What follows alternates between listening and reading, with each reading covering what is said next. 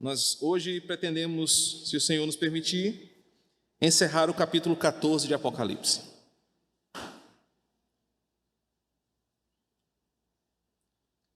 Olhei, e eis uma nuvem branca, e sentado sobre a nuvem, um semelhante a filho de homem, tendo na cabeça uma coroa de ouro e na mão uma foice afiada.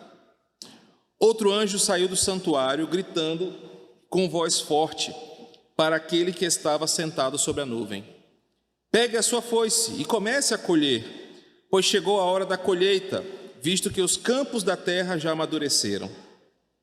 E aquele que estava sentado sobre a nuvem passou a sua foice sobre a terra e fez a colheita.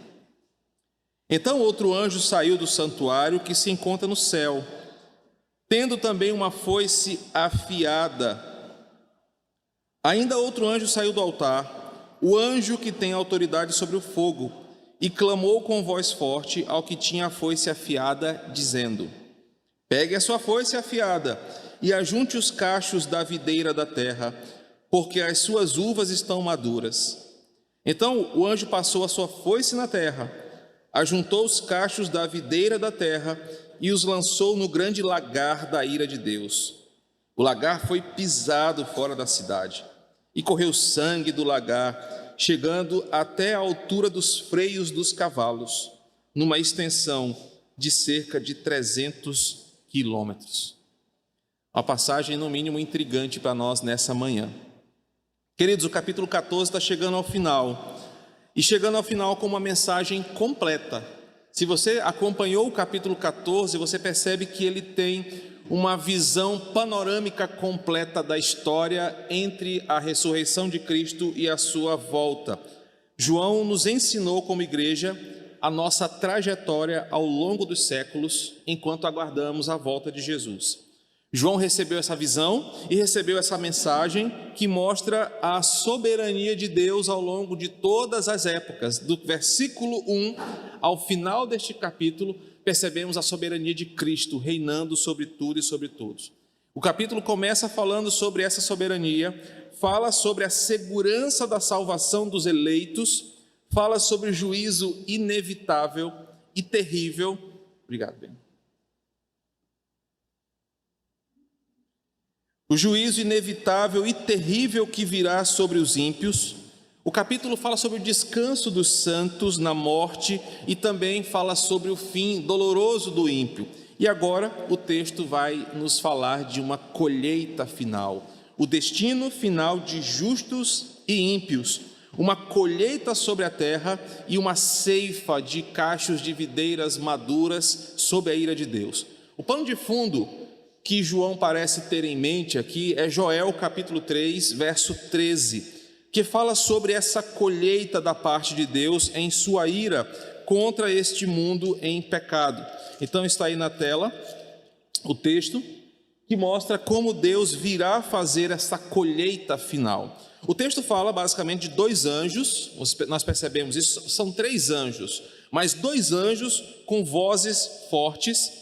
A palavra foice aparece algumas vezes, especificamente 7 vezes aparece a expressão foice, a palavra foice, dando a ideia de uma coisa que vai acontecer inevitavelmente, uma indicação de uma totalidade desse juízo. Ninguém vai ficar fora do que vai acontecer aqui. Então, qual é o pano de fundo aqui?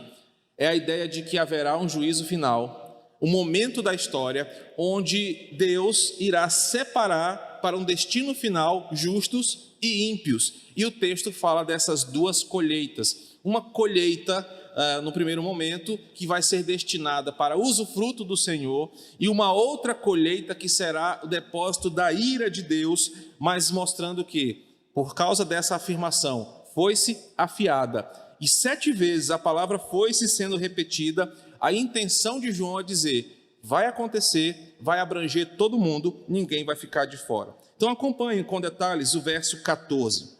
O versículo começa com a atenção de João voltada para uma nuvem branca. Detalhe é que essa expressão só aparece aqui em toda a Escritura. Você não vai encontrar em nenhum outro lugar essa expressão nuvem branca. E a ideia aqui é uma relação entre a santidade e a sobrenaturalidade da coisa. A nuvem está no céu, ela é branca, que simboliza a santidade, revelando que há algo por trás. Esse pano de fundo também é um paralelo com Daniel 7,13, que vai nos mostrar esse desvendar de Deus a partir de uma nuvem de glória. Nessa nuvem, João vê alguém semelhante, ele diz, a filho do homem. Termo que os evangelistas, especialmente Marcos, usa para se referir a Cristo, porque assim Cristo falou sobre si. Você pode conferir em Mateus 26, 64, Marcos 14, 62, Cristo sendo chamado de Filho do Homem como uma representação federal da nova humanidade, mas também como aquele que simboliza a nossa humanidade diante de Deus. Quando Jesus fala sobre si, ele fala sobre esta visão. Nós lemos agora Mateus 24, quando Jesus falou que haverá o dia em que o Filho do Homem será revelado em poder e glória. Mateus 26, verso 64, projeta para nós aí, Chico. Mateus 26, verso 64, diz assim: o Senhor mesmo, quem está dizendo isto?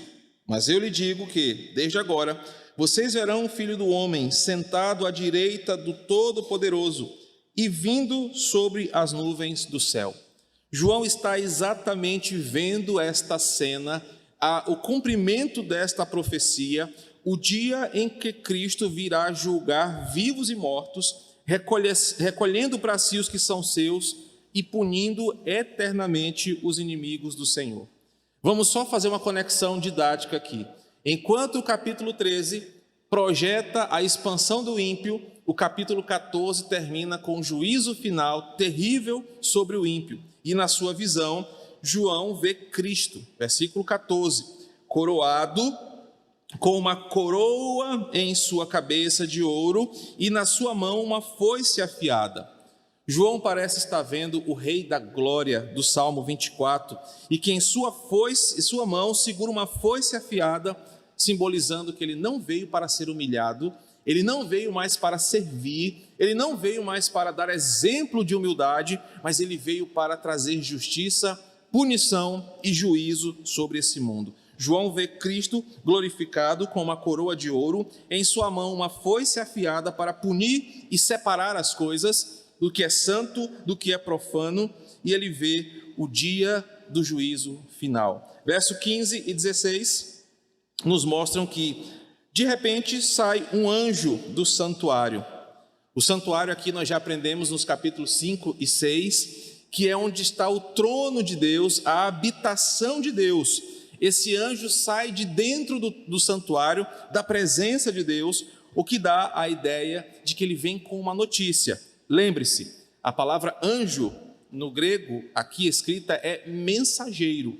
Então João vê a seguinte cena: de repente Jesus está sobre uma nuvem, em pé, na porta do céu, onde todos podem ver, e do santuário sai um mensageiro correndo. O anjo vem e traz uma informação, e a informação que ele traz, direto da sala do trono, precisa ser ouvida pelo mundo inteiro. E qual é a mensagem que ele traz? Cristo, o Rei da Glória, o Rei das Nações, o vencedor, agora tem o poder para julgar todas as coisas. O anjo não está dando uma ordem para Jesus, mas o anjo está confirmando uma mensagem. O Rei da Glória agora vai julgar vivos e mortos. Por isso que ele diz, versículo 15, o outro anjo saiu do santuário, gritando com voz forte. Já aprendemos que essa expressão voz forte significa uma mensagem poderosa que tem que ser ouvida por todos. E ele fala para aquele que está sentado à nuvem: chegou a hora. Nós acabamos de ler em Mateus 24 que certa vez Cristo afirmou que apenas o Pai saberia a hora do juízo final. Nós lemos isso em Mateus 24. Nem o filho, nem os anjos, somente o Pai saberia o dia do juízo. Agora, João vê e relata: o Pai disse que a hora chegou. Então o anjo vem da sala do trono anunciando o seguinte: é chegada a hora do juízo final. Mateus 24, 36. O anjo fala, e essa fala é importante para a igreja. Agora, na visão de João, o dia e a hora estão sendo cumpridos. De acordo com o nosso ex-ministro, o dia D e a hora H acontecem aqui. O anjo sai da sala de Deus dizendo: hoje é o dia do juízo final. E o que acontece? A mensagem do anjo, versículo 15, é: pegue a sua foice, comece a colher, pois chegou a hora da colheita, visto que os campos da terra já amadureceram. A hora da colheita chegou, a safra está madura, não podemos mais esperar, o dia da colheita chegou. Meus irmãos, e a mensagem é muito importante, e remete a nós, na teologia reformada, a alguns pontos. Primeiro, Deus sabe exatamente a quantidade dos seus salvos eleitos que habitarão no céu. Ninguém entrará se não estiver dentro desse projeto de Deus, lemos em João 17, estabelecido antes mesmo da fundação do mundo. Deus sabe a quantidade exata dos seus filhos que habitarão no céu. Além disso, Deus é o único quem pode dar a ordem sobre o dia do juízo final. Mas a mensagem é muito clara: o que havia de florescer, já floresceu. O que havia de brotar, já brotou. Nós precisamos colher, porque o tempo é chegado para usar aquilo que está maduro. Cristo veio colher agora o que é seu. O tempo de colher os crentes, recebê-los nos seus celeiros, recebê-los em casa. O versículo 15 e 16 fala sobre o dia em que Jesus virá buscar a sua igreja como uma colheita de trigo, como uma colheita de soja, em que não pode passar o tempo da colheita e nem anteceder ao seu tempo exato. Isso nos leva a uma certeza, meus queridos. A primeira delas é que nós estamos lá, nós estamos inseridos aqui. Vários textos no Novo Testamento mostram como será esse momento, onde a trombeta soará, nós acabamos de ouvir isso, Cristo chamará para si os que são seus, a nossa fisicalidade será transformada, nós estaremos com o Senhor nos ares e habitaremos com Ele para sempre. Em Marcos, capítulo 4, verso 27 a 29, diz o seguinte, Marcos capítulo 4, verso 27 a 29. Ele dorme e acorda, de noite e de dia, e a semente germina e cresce, sem que ele saiba como. A terra por si mesma frutifica. Primeiro aparece a planta, depois a espiga, por fim o grão cheio na espiga. E quando o fruto está maduro, logo manda cortar com a foice, porque chegou a hora. Jesus está ensinando através de uma parábola o que é o reino de Deus. Agora perceba, primeira coisa que acontece no versículo: o homem semeia, lança a semente sobre a terra, simbolizando a pregação da palavra, da boa semente do evangelho. O nosso serviço, irmãos, não é converter ninguém. O nosso serviço não é convencer ninguém a buscar a Cristo. O nosso serviço é pregar a palavra, é lançar a semente. Por isso que quem semeia aqui dorme e acorda de noite e de dia, continua fazendo a sua tarefa, preservando a boa pregação da palavra, mas o que acontece? A terra por si mesma frutifica. Lembra da parábola do semeador? O bom solo frutifica a boa semente. O problema não é a semente, o problema é o solo, que um é pedregoso, o outro é cheio de espinhos e o outro é uma terra fértil. Aqueles a quem a palavra alcança, porque são eleitos de Deus, esse brotará uma boa semente. Ela primeiro cresce, ela primeiro torna-se, a sequência é, aparece a planta, depois a espiga e por fim o grão cheio na espiga. Há um processo, por isso nós devemos orar para que Deus venha sobre nós no seu tempo. Não adianta você querer orar que Deus venha antes, Ele não vai vir no seu tempo. Ele virá no tempo dele, no tempo da colheita, em que a foice passará e arrebatará para si os que são seus. Verso 17 e 18 muda um pouco o cenário, porque o verso 16 diz que aquele que estava sentado sobre a nuvem passou a sua foice sobre a terra e fez a colheita. Aqui já houve a primeira separação. Os santos foram recolhidos para Deus. Não ficou ninguém de fora, nenhum dos eleitos deixará de habitar no céu. Eles foram chamados para perto de Deus no bom momento da colheita. Entretanto, versículo 17, João vê outro anjo. E ele diz que esse outro anjo saiu do santuário que se encontra no céu. Percebam a diferença. O primeiro sai, versículo 15, ele sai do santuário gritando com alta voz. Versículo 17, ele sai do santuário tendo também ele uma foice afiada. Enquanto o primeiro anjo sai do santuário falando, esse segundo anjo sai do santuário, versículo 17, com uma foice afiada na mão. O versículo 18 diz: ainda outro anjo saiu, mas não do santuário, saiu do altar. Perceba essa diferença. Os dois primeiros saem da sala do trono. O terceiro anjo sai do altar. Por que isso é importante? Porque enquanto Cristo recolhe os que são seus, colhendo os santos de Deus, João vê que outro anjo também sai da sala do trono com uma foice na mão, mas vê um outro anjo que saiu do altar. O que isso significa? Primeiro, nós já aprendemos que o altar visto por João, no capítulo 6, é exatamente onde está o trono de Deus. Há uma sala, o santuário, e há um lugar que está o trono de Deus chamado de altar. Esse anjo sai do altar. O altar é um lugar restrito, onde apenas estão os anciãos, os 24 anciãos e os 4 seres viventes. Esse altar não é acessível, a não ser ao Cordeiro que está do lado de Deus, no seu trono, os 24 anciãos e os 4 seres viventes que adoram a Deus.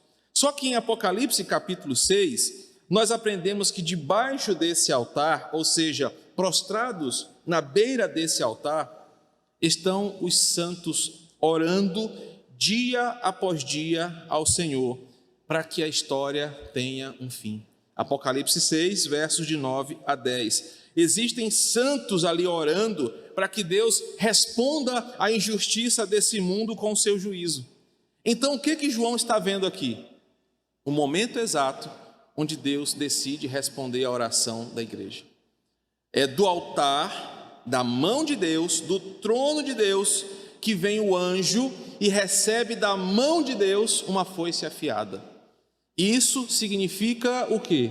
Que o destino final do ímpio, o que irá acontecer, o tormento que nós falamos na aula anterior, virá direto do trono de Deus, porque Ele autorizou e Ele determinou isso. É importante perceber essa sequência. Esse anjo que sai do santuário, ele recebe de Deus uma foice com a seguinte simbolização: faça o que eu estou determinando. O dia chegou, eu estou respondendo ao anseio da minha igreja, eu vou punir o ímpio, eu vou acabar com o pecado, com a injustiça e com todos os pecadores rebeldes nesse momento. Então, versículo 17, o anjo sai do santuário com essa foice afiada, e esse outro anjo, verso 18, que sai do altar, que tem autoridade sobre o fogo. Lembre-se que nas aulas iniciais, fogo, enxofre, fumaça anunciam juízo, tragédia, dor. E é por isso que nós vemos agora esse mesmo anjo, projeta aí o 8:5, Apocalipse 8:5, que tira do altar o fogo do juízo e lança sobre a terra, dizendo o seguinte: a hora chegou, o juízo de Deus está vindo sobre o ímpio. O que isso nos ensina? E, em primeiro lugar, o texto mostra que o destino final do ímpio vem da mão de Deus. Queridos, e nós já falamos muito sobre isso nas 2 últimas aulas, como será terrível para o ímpio encontrar-se com Deus. Há um tempo de graça, onde quando o pecador se encontra com Deus, Deus derrama sobre ele compaixão, mas haverá um dia em que não haverá compaixão da parte de Deus, quando um pecador chegar em sua presença. o que haverá o juízo, o tormento que vem de Deus contra o pecador.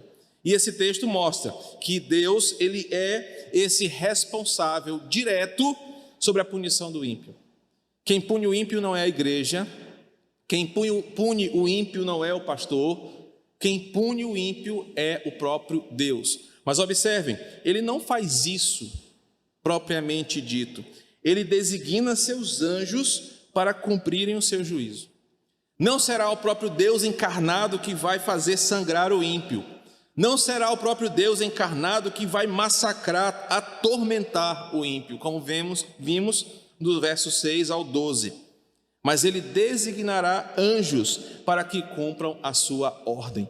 Deus autoriza, Deus comanda e determina que anjos executem esse juízo na vida do ímpio. A foice foi entregue para um anjo.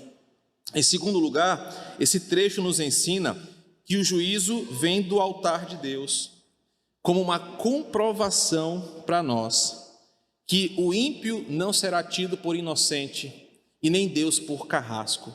Nós tendemos a defender os criminosos, isso já faz parte da nossa cultura nacional, de achar que os criminosos são coitadinhos e injustiçados porque o problema é social ou é mais do que a gente pensa.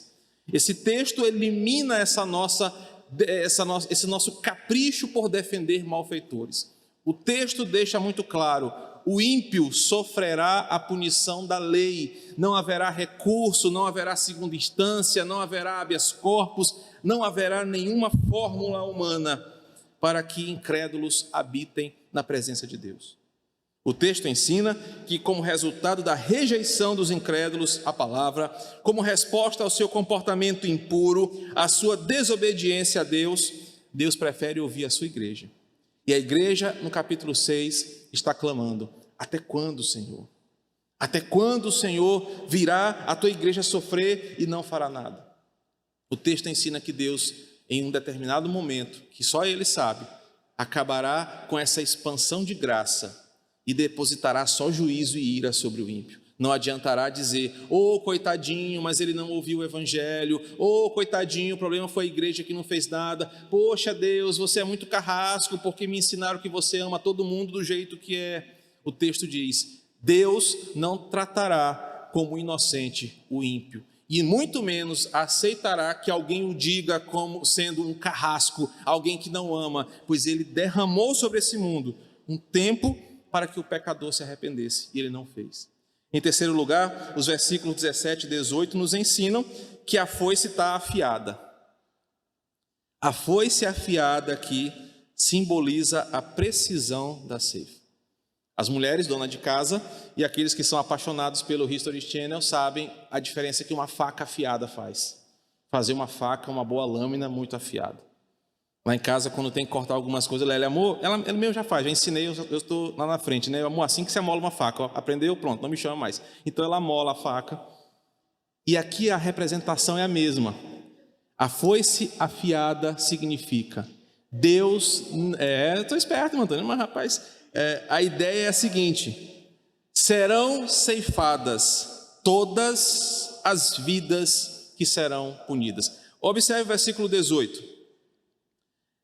Pegue a sua foice afiada e ajunte os cachos da videira da terra, porque as suas uvas estão maduras. Primeiro texto que nós lemos pela manhã, o segundo texto, perdão.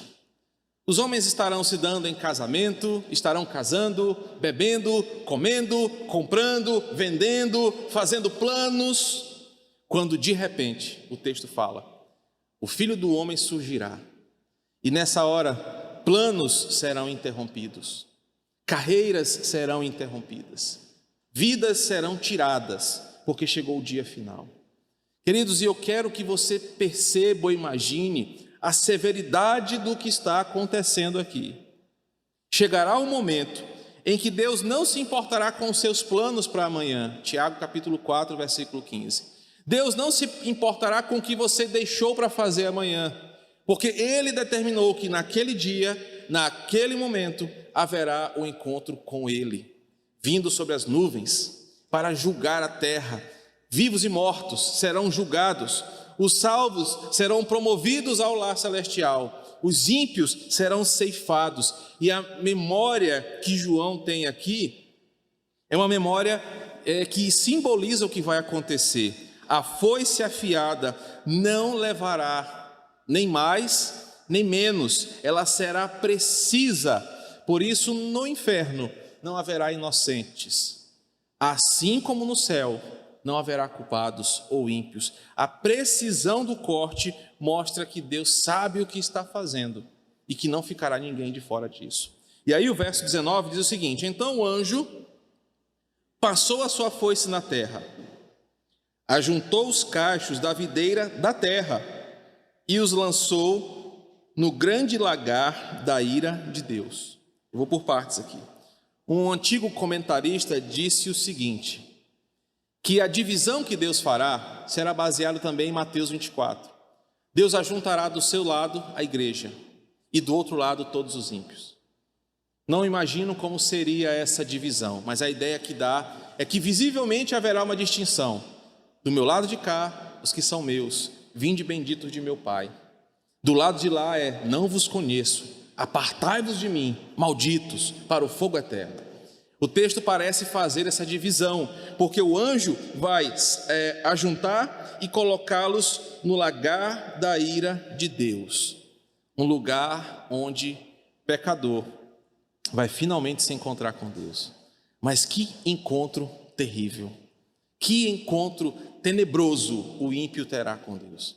Enquanto do lado de cá, nós estaremos com Cristo, nós estaremos deleitando-nos da beleza da eternidade. Do outro lado, o ímpio verá uma face de Deus que eu não quero ver jamais na minha vida e nem na de vocês. O Deus irado contra o pecador e contra o pecado. Outra distinção que nós não podemos fazer: ah, pastor, Deus odeia o pecado, mas ama o pecador. Não é verdade isso, porque o pecado é uma abstração manifesta pelo pecador. Se não existisse pecadores, não haveria manifestação do pecado. Deus ama pecadores redimidos, arrependidos, confessos, piedosos que foram transformados por Cristo. O pecador que insiste em seu pecado, Deus o repudia, o abomina e o julgará com severa mão. E nesse lagar da ira de Deus, parece que João está vendo acontecer Isaías 63. Abra sua Bíblia comigo. Isaías 63. Verso 2 a 4. Porque as suas roupas estão vermelhas, porque se parecem com as roupas de quem pisa uvas no lagar. O lagar eu o pisei sozinho. Dos povos, ninguém esteve comigo. Isso é Deus falando, tá, gente? Pisei as uvas na minha ira, no meu furor as esmaguei, e o seu sangue respingou nas minhas roupas, e todas elas ficaram manchadas. Porque o dia da vingança estava no meu coração, e o ano da redenção havia chegado. Observe o versículo 6. Na minha ira pisei os povos, no meu furor embriaguei-os, derramando o seu sangue no chão. Gente, que terrível cena. A minha Bíblia, como eu falo, eu estou escrevendo, eu e o pastor Júnior e nossa equipe, a versão maranhense da Escritura. Vocês já viram fazendo jussara lá no Maracanã, como é que o pessoal faz? Aquelas mulheres com o pé cheio de bife de porco, com o pé cheio de frieira, amassando a jussara. Imagina a lameira que aquilo faz. É exatamente o que era um lagar aqui. Daquele jeito. E sangue, o texto fala, para todo lado. Aquele que está pisando, e observe, é o próprio Deus que está pisando. Para quê? Para que ninguém questione quem está pisando. Se fosse um pastor Matos pisando no ímpio, mas o pastor Matos também é pecador, ele não pode fazer isso. Ah, mas a igreja, quem é a igreja para condenar alguém? Só que agora é o próprio Deus. E quem vai perguntar para Deus: por que Deus está pisando nas pessoas? Por que Deus está punindo o ímpio? Ele vai responder: porque eu sou o santo, eu sou o poderoso. O texto fala que ele mesmo está pisando o ímpio como sinal da sua justiça. Meu Deus, que coisa severa. E a ideia de pisar, da foice, do tormento, é do fim do ímpio doloroso. Meu irmão, me permita dizer isso para você com muito amor: acorde para a vida eterna, acorde para a vida com Deus enquanto é tempo, Acorde para a santidade. Você que está me assistindo, sai desse marasmo, dessa enganação, porque o fim do ímpio é terrível. E João 14 está mostrando isso para nós. Você que vai para o inferno, que está me ouvindo ou que está aqui, sei lá, Deus o sabe, você não terá descanso do seu sofrimento. Por isso que no versículo 11 fala da fumaça do tormento para todos sempre. Você não terá descanso, não terá um alívio. Imagina o que é o próprio Deus pisando, humilhando, punindo os desobedientes. João então vê essa cena. João vê Deus pisando, julgando as nações, as videiras da terra, aqueles que são da terra e não são do céu. E agora, versículo 20, o lagar foi pisado fora da cidade. O autor, que é uma das bases que eu estou usando para esse estudo, comenta o seguinte: Deus pisa as nações em sua ira, derramando por terra o seu sangue, um verdadeiro banho de sangue contra os seus inimigos, porque ninguém é mais forte que o Senhor. Os inimigos de Deus e o Cordeiro são incapazes de se esconder dessa sua ira. E esse grande lagar significa a terrível presença de Deus na vida do pecador. Apartai-vos de mim, malditos, ele disse. E enquanto eu preparava este estudo, eu lembrei daquela cena, acho que até comentei com alguém essa semana, não lembro, de quando Deus fechou a arca, acho que falei aqui, não lembro. E só dentro da arca a família de Noé. E aquele filme com o Gladiador, é uma coisa muito, não sei o nome do cara, não sei o filme que ele faz, Russell Crowe, muito bem lembrado. Explica um pouco disso. Vocês lembram dessa cena no filme? A arca fechada, as pessoas batendo lá fora, ele não podia abrir, foi Deus quem fechou a porta. E logo nos primeiros momentos era muita gritaria, era grito de desespero, e vai passando alguns minutos, que simbolizam horas, cada vez mais silêncio. As pessoas estavam morrendo afogadas, e de repente aquele silêncio constrangedor. Meus irmãos, é assim que eu imagino esse momento. Naquele primeiro momento do encontro com Deus, será um desespero por parte do ímpio. Nós, os salvos, sem entendermos bem o que está acontecendo, seremos transformados, Paulo diz isso aos Coríntios, e de repente eu não serei mais essa natureza finita, eu estarei preparado para a imortalidade. Olharei para o meu Senhor, olharei para vocês, nós nos olharemos e desfrutaremos da glória que nós acabamos de ver na aula passada, enquanto do lado de lá, no lagar da ira de Deus, gritos desesperados, de ódio, de revolta, de ofensa, de dor. E Deus nessa hora, não como um impiedoso, não como um carrasco, mas como um justo juiz, que deu a esse mundo a oportunidade de arrependimento, estará cumprindo o que a sua palavra já havia dito. Não haverá pedido de socorro que será atendido, não haverá segunda chance, pois a chance foi dada. O ímpio está sendo atormentado por causa da dureza do seu coração. O versículo 20 então termina dizendo que o lagar, a uva, vai ser pisada fora da cidade, porque haverá uma distância geográfica entre ímpios e justos. Não veremos o sofrimento do ímpio, mas segundo uma parábola que o próprio Jesus contou, o ímpio verá para seu sofrimento ainda maior o deleite dos santos. Lembra da parábola do rico e do mendigo? Era o rico que olhava o deleite do mendigo para piorar o seu tormento. Imagina você dizendo: cara, olha ali fulano passando, Chicó passando com uma bandeja com uma carne de porco cozida, uma Coca-Cola gelada, eu passando do outro lado com suco de manga gelado, e aquela coisa toda, e aquele que zombou de você, que zombou de mim, que me chamou de fanático, que te chamou de abestado, que te chamou disso e daquilo, vai dizer: cara, olha ali ele, e eu estou aqui sofrendo. É o que o texto parece dizer. Ele está sendo separado, pois haverá uma distância geográfica entre santos e ímpios. O verso afirma que Deus punirá os ímpios fora da cidade. A linguagem final é que o sangue escorre sobre o lagar, porque é a figura que João viu muito naquele momento da ilha de Patmos. Outro filme, né, para reforçar que pastor passa a semana inteira só assistindo série e filme, né, Hans? No filme Gladiador, é porque é o mesmo autor, é a memória eidética aqui funcionando. No começo daquele filme Gladiador, tem uma cena que é a batalha contra os germânicos. E a primeira cena do filme é essa: o Maximus vai fazer esse ataque, e quando termina a cena da batalha final, eles andam sobre poças de sangue, e a câmera foca os soldados romanos pisando com o sangue cobrindo os seus pés, e todo mundo num banho de sangue. João viu muito isso aqui. João, na ilha de Patmos, sendo um prisioneiro romano, via essas coisas, e ele relata que o dia do juízo final será esse cenário de guerra, de matança, reforçando para quem ouve a severidade da destruição do ímpio. Meus irmãos, diante disso, que aplicações, nós podemos tirar desses versículos? A unidade nos ensinou sobre o dia do juízo final e como o destino de crentes e de ímpios será diametricamente oposto. De um lado, Cristo vai colher para o seu uso o seu povo, vai colher para si o seu povo e os levará em segurança para a sua habitação eterna. Do outro lado, os inimigos de Deus provarão o terrível dia do Senhor. O texto nos ensinou como Deus haverá de lidar com seus inimigos. Haverá justiça e ira, e isso são as piores coisas que o ímpio pode provar. Algo terrível de ser vivido.